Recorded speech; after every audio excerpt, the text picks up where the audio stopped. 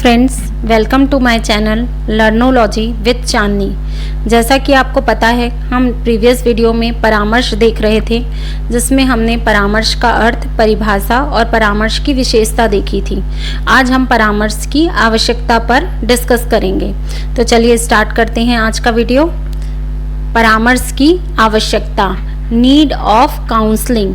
इसमें सबसे first point होता है मानवीय क्षमता का समुचित उपयोग व अपव्यय को रोकना। दूसरा है सामाजिक आवश्यकताओं का जटिल होना। तीसरा है नए मानदंड उत्पन्न होना। चौथा है कार्यों एवं सेवाओं में विशेषीकरण। नेक्स्ट है उचित नियोजन की आवश्यकता। उसके बाद नेक्स्ट है स्त्रियों के लिए रोजगार की आवश्यकता। नेक्स्ट है व्यक्तिगत भिन्नताओं का महत्व। नेक्स्ट एक ही व्यक्ति के विभिन्न क्षेत्रों में प्रगति में भिन्नता। समाज में समुचित समायोजन की आवश्यकता। व्यक्ति की भावनात्मक समस्याएं। तो चलिए हम सबसे पहले फर्स्ट पॉइंट देखते हैं, मानवीय क्षमता का समुचित उपयोग एवं उसके अव्यय को रोकना। परामर्श जो दिया जाता है उसके द्वारा क्या किया जाता है, मनुष्य की क्षमता क्या होती है, उसकी रुचि, उसकी योग्यता, उसमें जितना कार्य करने की शक्ति होती है उसका क्या किया जाता है, पूर्ण विकास किया जाता है। व्यक्ति को एहसास दिलाया जाता है कि नहीं, तुम ये कर सकते हो, तथा व्यक्ति समाज की उन्नति में अपना अधिक योगदान कर सकते हैं। उचित परामर्श के अभाव में छात्र अपने लिए उपयुक्त पाठ्यक्रम का चयन नहीं कर पाते हैं, जिससे मानवीय शक्ति का अपव्यय होता है। इन सभी को रोकने के लिए परामर्श आवश्यक है। नेक्स्ट पॉइंट है हमारा सामाजिक आवश्यकताओं का जटिल होना। अभी वर्तमान का युग क्या है, औद्योगिकीकरण का युग है।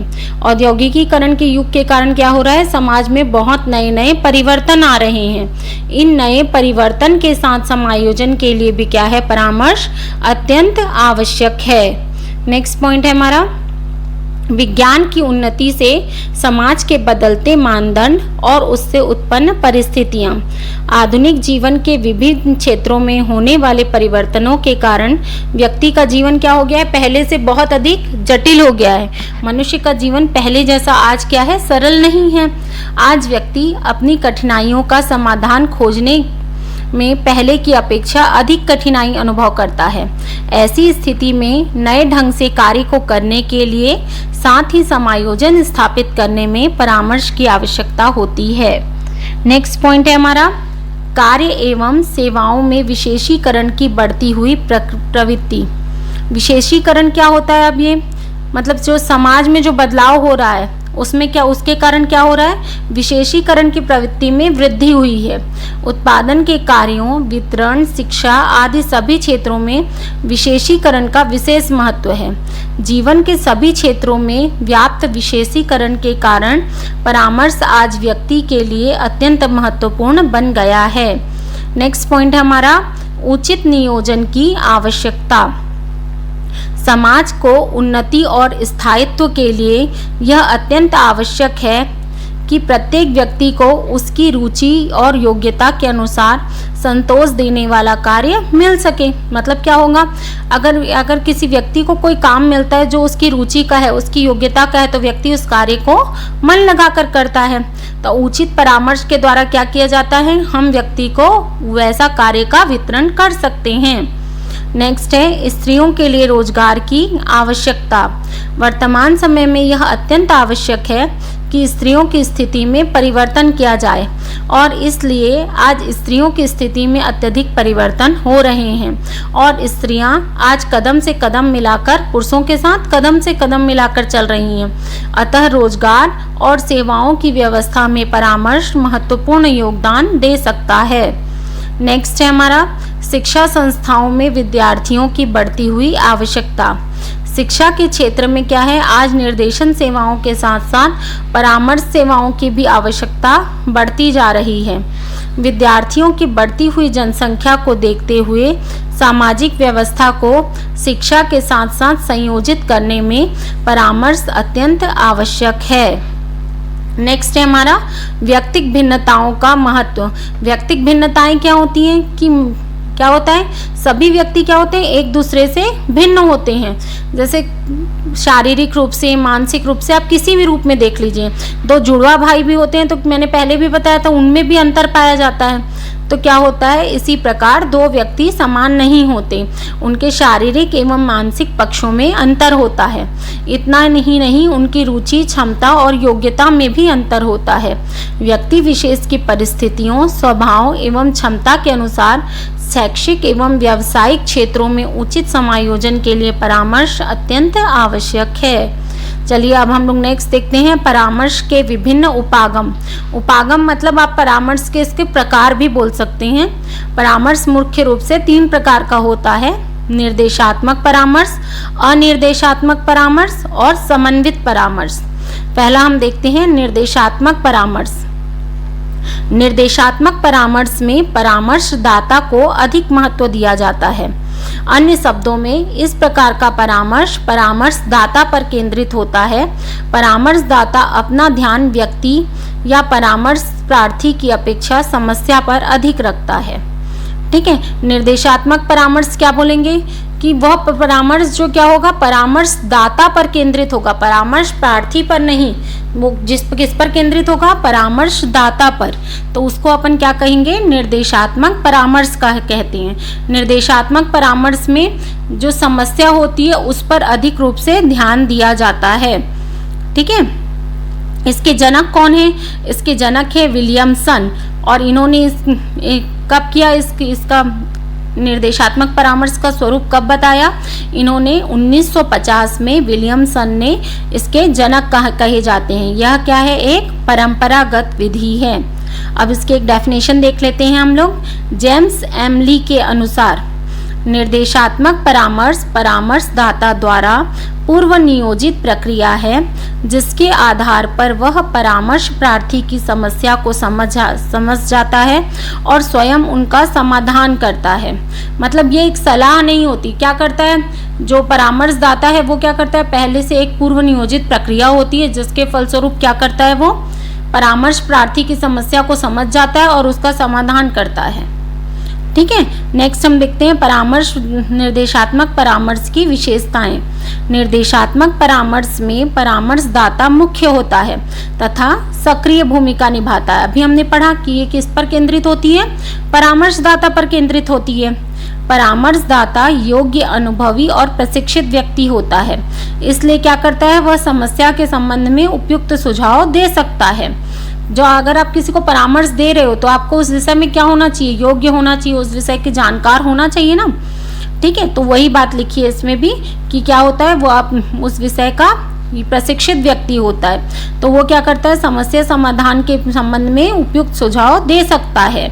नेक्स्ट है हमारा, इस प्रक्रिया के केंद्र बिंदु में व्यक्ति नहीं बल्कि समस्या। मैंने पहले भी बताया ये 2 चीज पर केंद्रित रहेगी, एक परामर्शदाता पर और दूसरी समस्या पर।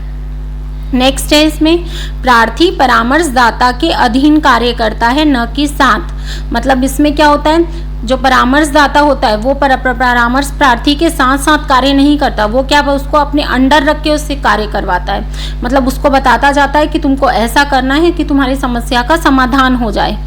नेक्स्ट है, इस परामर्श में जिन विधियों का प्रयोग किया जाता है वे प्रत्यक्ष, प्रभावी और व्याख्यात्मक होती हैं। क्या होती हैं इसकी विधियां, प्रत्यक्ष, प्रभावी और व्याख्यात्मक होती हैं। नेक्स्ट है, परामर्श व्यक्ति के व्यक्तित्व के बौद्धिक पक्ष पर बल देता है। अब ये क्या, व्यक्ति के बौद्धिक पक्ष पर बल देता है। नेक्स्ट हम देखते हैं निर्देशात्मक परामर्श की अवधारणा। इसकी अवधारणा क्या क्या है, सलाह देने की सक्षमता। परामर्शदाता के पास श्रेष्ठ प्रशिक्षण, अनुभव एवं सूचना होती है। वह समस्या के बारे में सलाह देने की में अधिक सक्षम होता है। सलाह देने की सक्षमता मतलब क्या होगा, आप जिसके पास सलाह लेने के लिए जा रहे हो या परामर्शदाता है वो क्या होगा, अपने विषय का योग्य व्यक्ति होगा, वो आपको सलाह देने में क्या होगा, सक्षम होगा। परामर्श एक बौद्धिक प्रक्रिया है।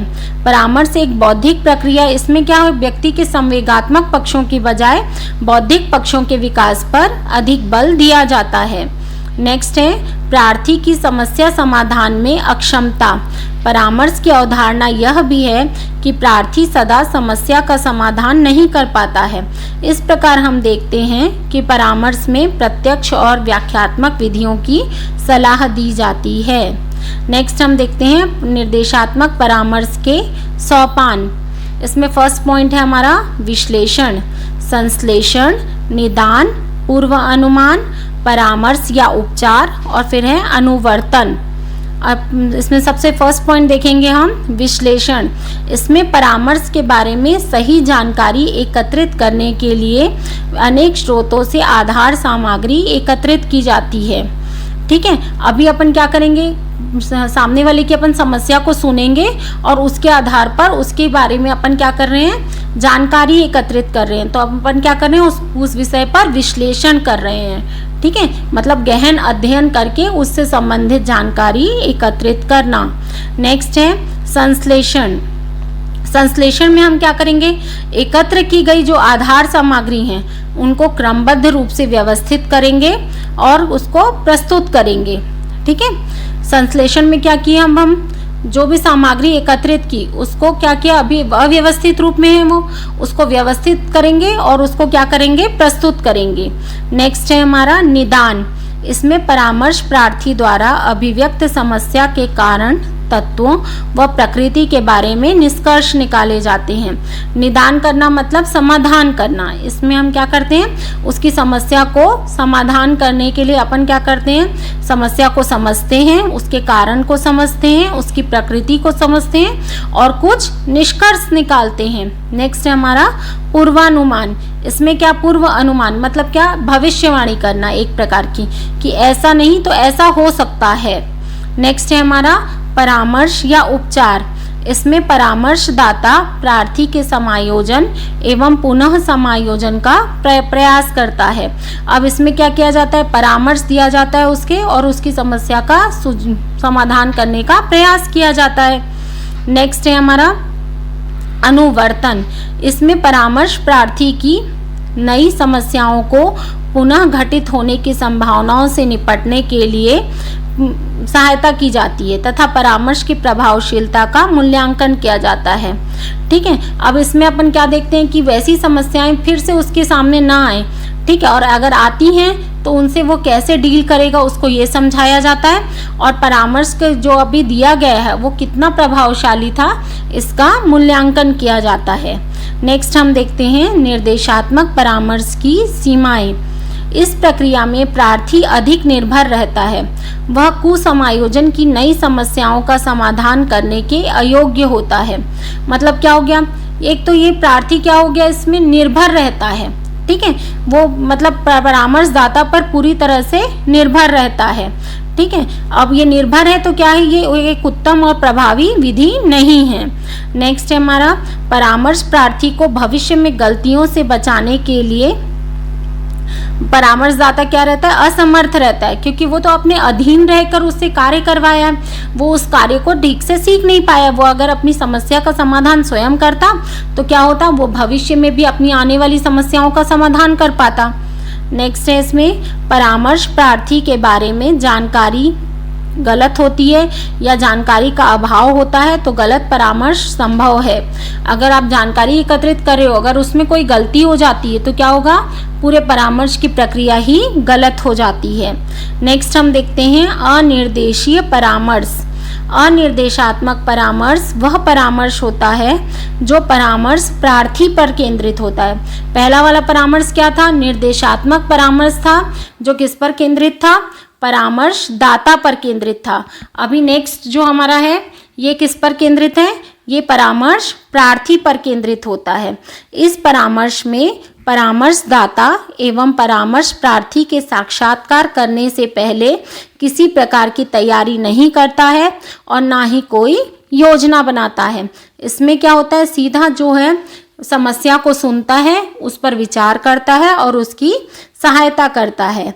इसकी एक डेफिनेशन देख लेंगे हम। जेम्स एमली के अनुसार अनिर्देशात्मक परामर्श प्रार्थी अपनी समस्या को भली प्रकार से समझ जाता है और उसके बाद उसका हल कर लेता है।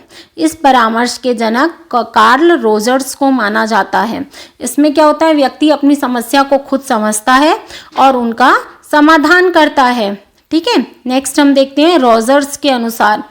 ये कार्ल रोजर्स जो है ये क्या है, इसके जनक कहे जाते हैं।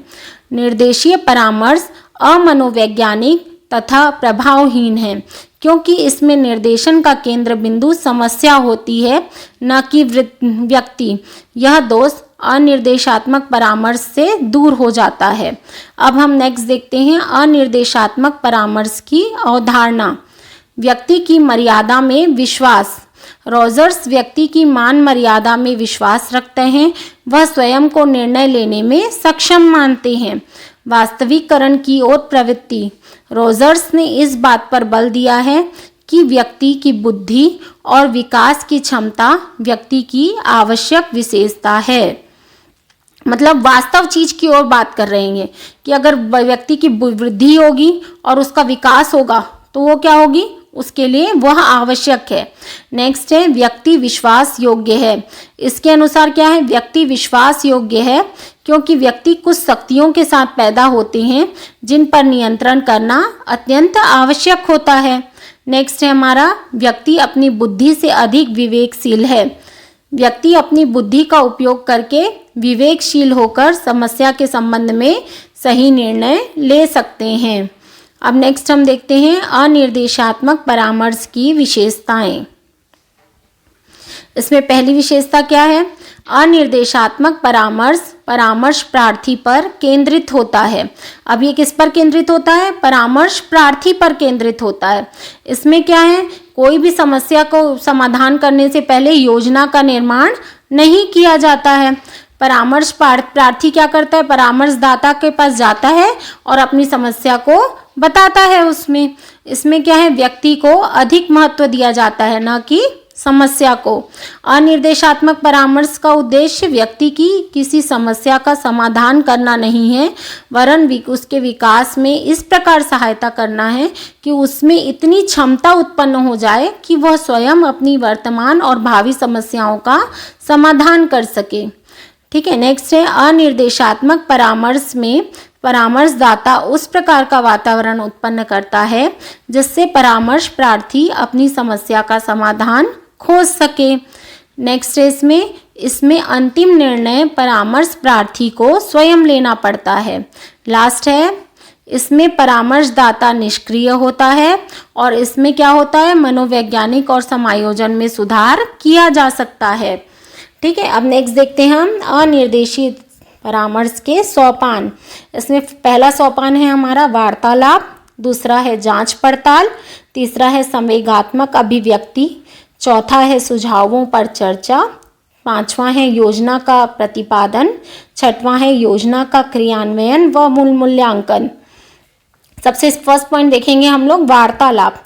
इसमें सबसे पहले क्या होता है, जो परामर्शदाता और प्रार्थी है उनके बीच बातचीत होती है जिसके उद्देश्य क्या होता है, एक सौहार्दपूर्ण या प्रेमपूर्ण संबंध स्थापित करना, ताकि क्या हो, परामर्श प्रार्थी अपनी समस्याओं को परामर्शदाता के सामने रख सके।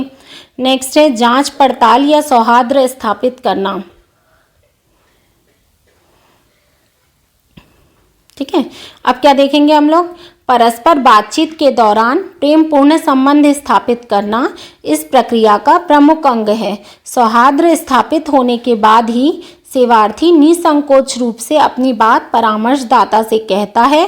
परामर्शदाता एक शुभचिंतक के रूप में अपने प्रार्थी से संबंध स्थापित करने का प्रयास करता है। नेक्स्ट है हमारा संवेगात्मक अभिव्यक्ति। परामर्श प्रार्थी की व्यवस्थाओं, भावनाओं तथा मानसिक तनावों को अभिव्यक्त करने हेतु उसे अवसर प्रदान करना ही इस सोपान का प्रमुख उद्देश्य है। संवेगात्मक अभिव्यक्ति मतलब व्यक्ति को क्या करना चाहिए, परामर्शदाता को परामर्श प्रार्थी को ऐसा संबंध स्थापित करना चाहिए कि वो अपनी समस्या, उसकी जो मानसिक स्थिति है उसका क्या कर सके, डिटेल से अच्छे से एक्सप्लेन कर सके। ठीक है, नेक्स्ट है इसमें परोक्ष रूप से किए गए सुझावों पर चर्चा। इस सोपान में परामर्शदाता परामर्श प्रार्थी परामर्शदाता द्वारा दिए गए सुझावों को एक आलोचनात्मक दृष्टि से देखता है। नेक्स्ट है हमारा योजना का प्रतिपादन। इसमें परामर्शदाता को स्वयं की समस्या का समाधान करने के लिए एक वास्तविक योजना का निर्माण करने का अवसर दिया जाता है। नेक्स्ट है इसमें योजना का क्रियान्वयन तथा मूल्यांकन। इसमें परामर्श प्रार्थी द्वारा बनाए गए योजना को क्रियान्वित किया जाता है तथा उसकी प्रभावशीलता ज्ञात करने के लिए आत्म मूल्यांकन की भी व्यवस्था की जाती है। नेक्स्ट है हमारा अनिर्देशात्मक परामर्श की कमियां। ठीक है, अब ये इसमें भी क्या है, जैसे निर्देशात्मक परामर्श में कुछ कमियां थी, वैसे ही अनिर्देशात्मक परामर्श में भी कुछ कमियां थी। तो ये कमियां क्या थी, अब हम ये देखते हैं। यह परामर्श मनोविश्लेषणात्मक तह तक नहीं पहुंच पाता है। इसमें समस्या के उत्पत्ति के कारणों का निदान नहीं किया जाता है कि समस्या उत्पन्न नहीं क्यों हो रही है। ठीक है, इसका निदान नहीं किया जाता है। कभी कभी प्रार्थी न अपनी समस्या ठीक से समझा पाता है और ना ही प्रस्तुत कर पाता है। परामर्शदाता क्या होता है, इसमें उदासीन होता है। ठीक है, इस कारण भी क्या होता है, कभी कभी समस्याओं का समाधान नहीं हो पाता है। कई बार लचीलेपन के कारण उचित परिस्थितियां नहीं बन पाती हैं। नेक्स्ट है हमारा परामर्शदाता परामर्श प्रार्थी के संगठन, संसाधन, निर्णय और विद्वता पर विश्वास नहीं कर पाता है। सभी समस्याओं का मौखिक रूप से हल नहीं हो सकती हैं। ठीक है, तो आज हमने क्या देखा, परामर्श के उपागम में अभी हमने दो प्रकार देख लिए हैं, निर्देशात्मक परामर्श और अनिर्देशात्मक परामर्श।